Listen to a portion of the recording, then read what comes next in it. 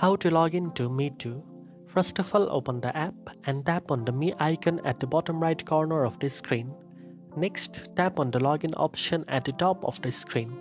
You can choose to log in using your Google account, Facebook account, or email.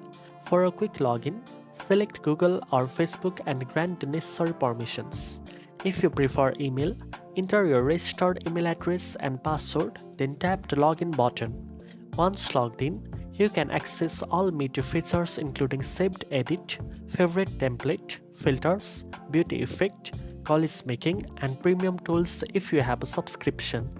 Logging in ensures that your edits are synced across devices and you can continue your creative project seamlessly. Now you know how to log into Meitu. If you found this video helpful, don't forget to like, share, and subscribe for more editing tips. Thanks for watching, and I'll see you in the next one.